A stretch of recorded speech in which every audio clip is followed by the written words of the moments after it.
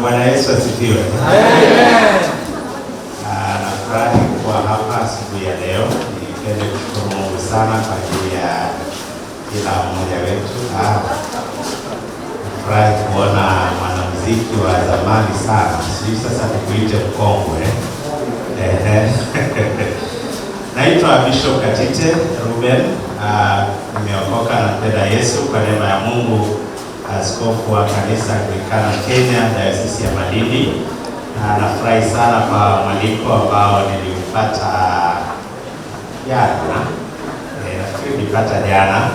Nimejaribu kusqueeze sana ratiba yangu ndio niwe hapa kidogo, na mambo ni mengi leo.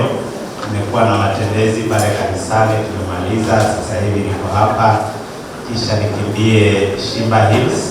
Lakini nipende kushukuru sana kwa waliopanga mpango huu wa kuweza kuleta wanamuziki na kwaya mbalimbali pamoja ndani ya kaunti yetu ya Kilifi. Hili ni jambo la maana sana. Niseme hivi ya kwamba mbinguni kule tunaenda sisi wote, kazi ni moja tu, kusifu. Kwa hivyo tumekuja kufanya kazi ya maana sana, na maandiko yanatuhimiza kwamba tuweze kumsifu Mungu wakati wote.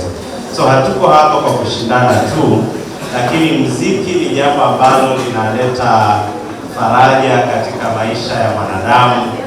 Wale mmekuja mkiwa na msongo wa mawazo, kupitia kwa nyimbo ambazo tutasikia hapa, galau tutatoka hapa tukiwa tumefarijika, tumetiwa moyo.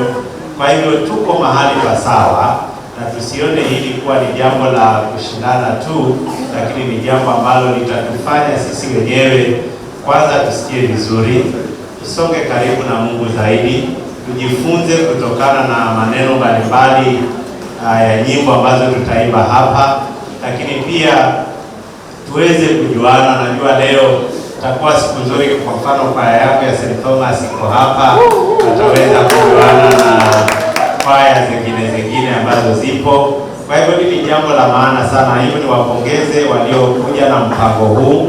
Asante sana Coco FM, director ambaye aliweza kunitumia ujumbe, na wote waliohusika katika kupanga huu mpango. Niombe ya kwamba hili niwe mwanzo na liwe jambo liwe jambo endelevu.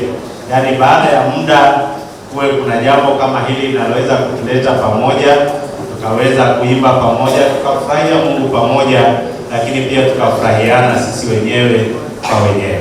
Kwa hivyo niwatakie kila laheri kila mmoja wetu atakaoshinda, niwape pongezi, nitangulize pongezi.